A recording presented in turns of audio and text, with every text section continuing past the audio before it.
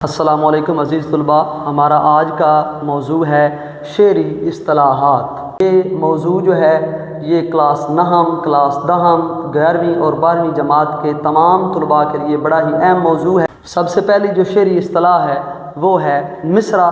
مصرع کے جو لفظی معنی ہیں وہ ہیں کواڑ یا دروازہ، دروازے کا ایک پٹ، اور اسے ہم آدھا شعر بھی بولتے ہیں یا نصف بیت بھی کہتے ہیں۔ تو اس کی تعریف کیا ہوگی مصرعے کی کہ بامانی الفاظ پر مشتمل وہ سطر ہے کہ اگر نثر میں ہو تو جملہ یا فقرہ کہلائے اور نظم میں ہو تو مصرع، یعنی کہ اگر ہم اس کو نثری حالت میں لکھیں اس مصرعے کو تو وہ ایک جملہ یا فقرہ کہلائے، جیسا کہ اس کی مثال ہے دل ناداں تجھے ہوا کیا ہے۔ یہ آدھا شعر ہے، پہلی اس کی ایک سطر ہے، اس کو ہم کیا بولیں گے؟ مصرع بولیں گے۔ اسی طریقے سے جو دوسری اصطلاح ہے وہ ہے شعر۔ دو مصرعے جو ایک ہی وزن کے ہوں اور ایک ہی خیال کو ظاہر کریں شعر یا بیت کہلاتے ہیں۔ یعنی کہ اگر دو مصرعے ہم ملائیں لیکن وہ دونوں مصرعے کیا ہوں؟ ہم وزن بھی ہوں اور ایک ہی خیال کو بیان کریں، ہم خیال بھی ہوں تو اسے ہم شعر بھی بولتے ہیں، اسے ہم بیت بھی بولتے ہیں۔ اس کی مثال ہے بے چین بہت پھرنا، گھبرائے ہوئے رہنا، ایک آگ سی جذبوں میں دہکائے ہوئے رہنا۔ یہ دو مصرعے ہیں، جب یہ دو مصرعے ملیں گے تو یہ ایک شعر بن جائے گا۔ اسی طریقے سے اس کی ایک اور مثال اس کی دیکھ لیتے ہیں، دل ناداں تجھے ہوا کیا ہے، آخر اس درد کی دوا کیا ہے۔ یہ اس شعر کی کیا ہو گئی؟ مثالیں ہو گئیں۔ اس کے بعد تیسری جو ہمارے پاس شعر کی اصطلاح ہے وہ ہے مطلع۔ مطلع کے معنی ہیں طلوع ہونے کی جگہ، یعنی مطلع کس کو کہتے ہیں؟ غزل یا قصیدے کا پہلا شعر جس کے دونوں مصرعے ہم قافیہ یا ہم قافیہ و ہم ردیف ہوں، یعنی کہ غزل یا قصیدے کا پہلا شعر جو ہے وہ مطلع کہلائے گا۔ اس کی مثال ہے سلسلے توڑ گیا وہ سبھی جاتے جاتے، ورنہ اتنے تو مراسم تھے کہ آتے جاتے۔ یہ احمد فراز صاحب کی غزل کا پہلا شعر ہے، اس لیے اسے کیا بولیں گے؟ مطلع کہلائے گا یہ۔ اس کے بعد دوسری اس کی مثال دیکھ لیتے ہیں، یہ منیر نیازی صاحب کی غزل ہے، اس کا پہلا شعر ہے بے چین بہت پھرنا، گھبرائے ہوئے رہنا، ایک آگ سی جذبوں میں دہکائے ہوئے رہنا۔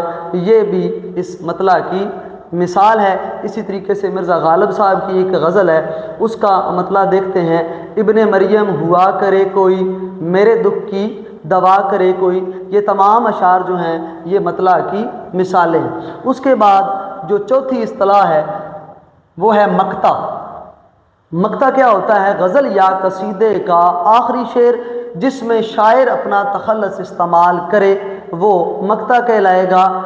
اگر غزل کے آخری شعر کے اندر شاعر نے اپنا تخلص استعمال نہیں کیا تو وہ مقطع نہیں کہلائے گا، وہ غزل کا آخری شعر کہلائے گا۔ مقطع ہونے کے لیے غزل کا آخری شعر ہونے کے ساتھ ساتھ شاعر کا تخلص ہونا بھی ضروری ہے، جس میں مثال ہم دیکھتے ہیں، جب توقع ہی اٹھ گئی غالب، کیوں کسی کا گلا کرے کوئی۔ اس میں جو یہ غالب آ رہا ہے یہ کیا ہے؟ مرزا غالب صاحب کا تخلص ہے۔ اسی طریقے سے منیر نیازی صاحب کی غزل کا ہم مقطع دیکھتے ہیں، ان کا مقطع ہے کہ عادت ہی بنا لی ہے تم نے تو منیر اپنی، جس شہر میں بھی رہنا اکتائے ہوئے رہنا۔ اسی طریقے سے احمد فراز صاحب کی یہ جو اوپر غزل ذکر کی ہے اس کا مقطع ہم دیکھتے ہیں، اس کی وہ جانے اسے پاسے وفا تھا کہ نہ تھا، تم فراز اپنی طرف سے تو نبھاتے جاتے۔ یہ کیا ہو گیا؟ اس کا مقطع ہو گیا۔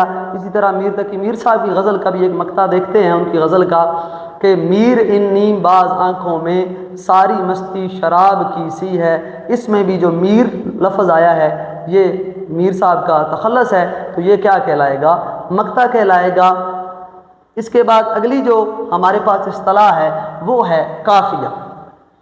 قافیہ کیا ہوتا ہے؟ ہم وزن اور ہم آواز الفاظ جو شعر کے آخر میں ردیف سے پہلے بولے جائیں۔ اب قافیہ کیا ہوگا؟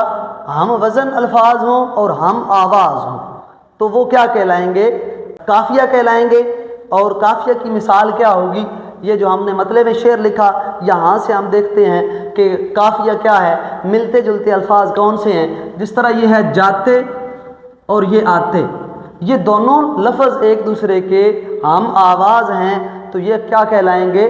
یہ قافیہ کہلائیں گے۔ اسی طریقے سے منیر نیازی صاحب کی غزل سے ہم دیکھتے ہیں کہ قافیہ کیا ہوگا؟